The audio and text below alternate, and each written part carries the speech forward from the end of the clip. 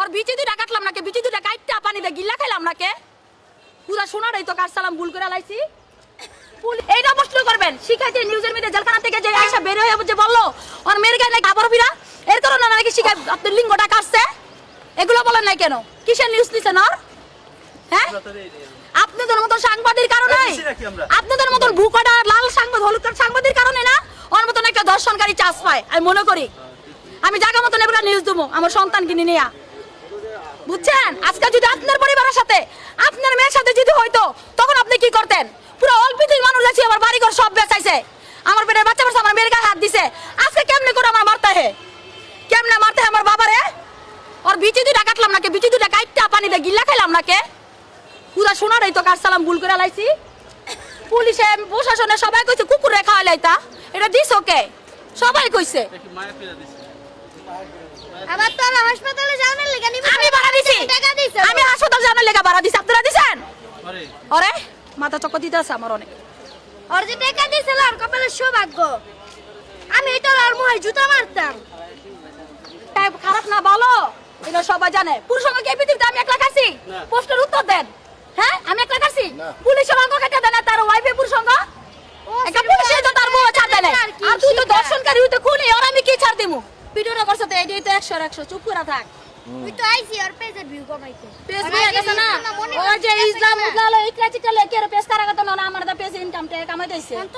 এই তো সর্বপ্রথম 1 লাখ টাকা আমি আমারে দিয়ে সর্বপ্রথম আমি ভাইরাল করছি আমারে দিয়ে আমি শেষ করে ভাইরাল করে আমি দিয়া পড়ছি এটা মাথা রাখ তুই তোর মতো থাক আমার মা আমার মতো থাক আবার উইয়া হাসি যদি আমি করে আনা আছে আদর তো বুঝবো না উইয়া আইছে ওই বাদিবা কুয়াই ভোকের লাগা আও না বাদি তো কাহি আম্মু এটা এরা এই যে 9 মাসের ভিতরে কতটি কোট পড়লো তখন আলো না খেল লাগা চরের মার বড় গলা আপা একটু ঠান্ডা হইবেন একটু ঠান্ডা হইবেন এদিকে ঠান্ডা খাওয়া ঠান্ডা হইবে এমনি মাথা অনেকক্ষণ মাথা আততে ওটা চুপচাপ চুপচাপ আছিল এই আম্মু না ব্যাগের কথা না আমি পুলিশ লোক কি ডরাই এমন সিগন পুলিশটা শুদ্ধ না ফাইছে একটু ঠান্ডা হইবেন একটু ঠান্ডা হইবেন এমন মাথাটা সিগন পুলিশ ঠান্ডা একটু মাথাটা ঠান্ডা করেন আর মেরে দেবগা একটু মাথাটা ঠান্ডা করেন রে বই একটু মাথাটা ঠান্ডা করেন আলহামদুলিল্লাহ মহান রব্বুল আলামিনের অশেষ রহমতে খুব ভালো আছি আজকে প্রথম হাজিরা ছিল আমার আপনারা জানেন যে মামলাটা হয়েছিল ওই মামলার আজকে প্রথম দিন আমি কোর্টে আসছি আজকে আমাকে হাজিরা দিতে দেয় নাই আমাকে হচ্ছে বাইরে থেকে অ্যাটাক দিয়েছে অ্যাটাক দেওয়ার পর অনেক সাংবাদিক মিডিয়া কর্মী যারা ছিল তারা হচ্ছে ভিডিও করছে ভিডিও করার পর হচ্ছে তারা কিছু লোকজন হিরঞ্চি যারা ছিল 15-20 জনের মতো তারা দৌড়ে পালিয়ে গেছে আর হচ্ছে শিখা খান অকথ্য ভাষা গালিগালাজ আর অনেক হচ্ছে হুমকি ধুমকি দিয়েছে আমাকে আর বলেছে যে আরো কি যেন মিথ্যা মামলা আমাকে দিবে আরো মানে আজকে আমি হচ্ছে আমার অন্যায়টা হচ্ছে আমি হাজিরা দিতে আসছিলাম ওর বিপক্ষে হচ্ছে সাক্ষী আসছিল আমার আম্মু আর আমার ছোট ভাই তাদেরকে হচ্ছে অনেক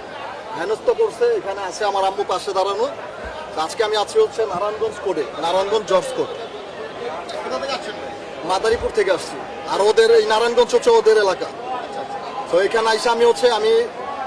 হাজিরা ঠিক মতো দিতে পারি না আমাকে হচ্ছে ই করা হয়েছে হুমকি দুমকি দেওয়া হয়েছে আর হচ্ছে আমার গায়ে হাত দেওয়া হয়েছে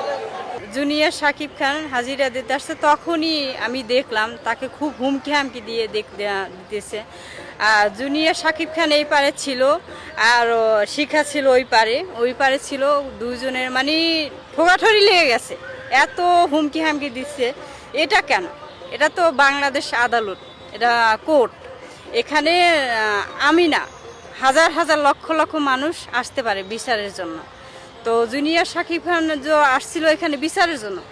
তাকে এখানে আসলো কেন সে এখানে ইয়ে করলো কেন বিচার চাইলো কেন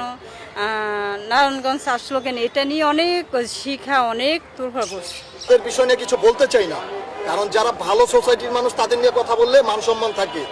আর যারা খারাপ লেভেলের মানুষ যারা খারাপ রাস্তাঘাটের যারা হচ্ছে যে খারাপ কাজ করে বেড়ায় তাদের বিরুদ্ধে কিছু বলবেন আর উল্টা হচ্ছে হেনস্থার শিকার হইতে হবে মানহানি হইতে হবে এই জন্য তাদের বিষয় নিয়ে আমি আর কিছু বলতে চাই না কিন্তু আজকে আমি না বলে পারলাম না আজকে হচ্ছে আমাকে আবার অ্যাটাক দিছে হচ্ছে আজকে আমি ওই যে নারায়ণগঞ্জ কোর্টের সামনে আসি কোর্টের সামনে ওদের অনেক হিরঞ্চি এদেরকে নিয়ে আসছিল আমাকে বেলেট দিয়ে টান দেওয়ার জন্য বলছে যে বেলেট দিয়ে টান দিবা আমাকে আবার বলছে যে তোরে মাইরা ফেলবো আবার আর আপনারা তো দেখছেন যে কিছুদিন আগে যখন জেলে যায় তখন বলছে যে জেল থেকে বেরোয় আর মাইরা ফেলবো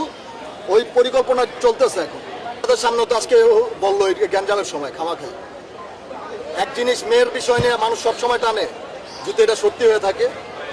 ডিএনএ টেস্ট আনতে বলেন, ওই বিষয়ে আমার নামে কেন মামলা হয়নি কেন? জুনিয়র শাকিব খান যতই খারাপ হোক না কেন, অনেক খারাপ হোক না কেন, কিন্তু ওনাকে যেভাবে অত্যাচার করে গোপন অঙ্গ কেটে দেওয়া হয়েছে এটা ঠিক করে নাই। বাংলাদেশে সরকারি আইন আছে, পুলিশ আছে, সব কিছু আছে, তাদের কাছে গেলেই হয়ে যেত। কিন্তু ওই শিখা নামে যে মহিলাটা করছে, তো ওনাদের কারণেই আজকে মহিলার আরও সাহস পাবে। যে আমি চাচ্ছিলাম যখন ঘটনা ঘটাইছে করছে তখনই তারে ফাঁসি দেওয়া উচিত ছিল। এটা না করে জেলে নিয়ে গেছে, জেল খাটছে, জেল হয়েছে। এখন যা দেখলাম নিজের চোখে ইউটিউবে যে আপনার হুমকি হামকি দেওয়া হয়েছে, আবার বলছে যে বেলেট দিয়ে পোজ দেবে, বেলেট দিয়ে জবাই করবে, এরকম অনেক হুমকি হামকি দিছে, অনেক বাজে বাজে কথা বলছে, অনেক জঘন্যতম ভাষা বলেছে। এগুলো ঠিক না। একটা আদালত মানে সরকারি অফিস এভাবে বলা ঠিক না। তো ওনার যা হাজব্যান্ড স্বামী স্ত্রী যাই হোক না কেন, একটা কোনো না কারণে একটা কোর্টে আসছে, আদালতে আসছে, যাই হোক, কিন্তু এভাবে আচরণ করা ঠিক না। কারণ ওই মহিলার কারণে 8-10টা মহিলা সাহস পাবে। কিন্তু আমি চাচ্ছি না যে আমার বুঝে আসছে যে মহিলাকে ডাইরেক্ট ফাঁসি দেওয়া হোক, যে এইভাবে কীভাবে করে। এটা করার পরও সে আরও হুমকি দিচ্ছে, তাকে আরও বলা হয়েছে যে বেলেট দিয়ে পোজ দিবে। এটা কোন ধরনের আচরণ, এটা কোন ধরনের? সাথে একটা পিচ্চিও ছিল, পিচ্চিও মুখে মুখে বড় বড় কথা বলতেছে, আবার সেলফি উঠায় এমনি এমনি করে। এই ধরনের কথা আমার কাছে মোটোটাই ভালো লাগে না। হ্যাঁ, আমার চোখে একদম খারাপ লাগছে। ওই মহিলার কারণে আরও 8-10টা মহিলাকে খারাপ বলা হবে। তখন আমাদেরকে যেটা করবে যে আপনিও তো এরকম করবেন, আপনার হাজব্যান্ডের সাথে এরকম আপনিও করবেন। তখন আমরা যদি বারবার বলি যে ওনার ব্যাপার, এটা তো পাবলিক বুঝবে না। তখন আমাদেরকে জেরা করা হবে। এটা আমাদের চোখে অথবা আমার চোখে মোটেই ভালো লাগে না যে ওনাকে নারী হিসাবে আমরা কখনোই তাকে গ্রহণ করব না। ডাইরেক্ট বললাম না যে ফাঁসি, ওনাকে ডাইরেক্ট ফাঁসি দেওয়া উচিত ছিল। তো পুরুষের গোপন অঙ্গ কীভাবে নারী হিসাবে এভাবে কাটে, কিভাবে এটা কাজটা করলো, কিভাবে মাথায় আসলো, কিভাবে যে এই কাজটা করলো উনি, কেন এটা করলো, কিভাবে? আমার কথা হয়েছে উনি মারাত্মকভাবে অন্যায় করছে, খুব মারধর করছে, একটা যাই হোক না কেন, এই জন্য ওনার জীবনটা কেড়ে নিবে। এখন উনি আর যদি 8-10টার মতো উনি স্বাভাবিক থাকবে না। এখন ওনার সাথে কেউ মেয়ে বলবে না, কথা বলবে না, এবং কি ওনাকে বিয়েও কেউ সহযোগ করতে চাইবে না। বিয়ে করলেও বলবে যাদের বাচ্চা হয় না তারা বিয়ে করবে, সোজা কথা বলে এইরকমই। তো আমি চাচ্ছি শিখার ফাঁসি হোক। তো শিখা কিভাবে এই কাজটা করলো, একটা নারী হইয়া, মহিলা হইয়া, নারী হইয়া কিভাবে এই কাজটা করলো, যে গোপন অঙ্গ কিভাবে কেটে দিল, তা আবার কি নেশা খাওয়াইয়ে, তারপর অনেক কিছু খাওয়াইয়ে, তাকে অবাস বানিয়ে তারপর গোপন অঙ্গ করে করছে কি। তো হাদিসে আছে 4টা বিয়ে করার নিয়ম আছে। তার ভালো লাগছে, বিয়ে করছে, ঠিক আছে, তুমি ছেড়ে দাও, নাহলে তুমি পুলিশের কাছে যাও, নাহলে তুমি কোর্টে যাও। বিভিন্ন জায়গা আছে না, বাংলাদেশে তো সরকারি অনেক অফিসার আছে, তাদের কাছে তুমি যাও,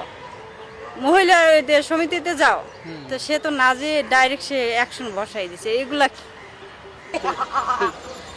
কাইটটা জোরে ছল্লা বলো করে দিছি, এটা তো বুঝা না লাইছে সেরি কথা বলতে বাসটাক মাদার চোখ। উনি নিজের মুখে কইছে সুস্থ, আমার আইছে কে লাগা করে। এবার তোর বাবা সংসার করমু, চুপ থাক। এবারে নিজে কম আমি নিজে আমার বাবার সাথে সংসার করমু, পারলে আমার কোন বাল ঢালাই বাহালাইব আমি দেখি। তোর বাবা সংসার করমু, চুপ। বাপের লনে সংসার ভাই জানগা, সময় নষ্ট করার নাই, তুই না জান। চলো।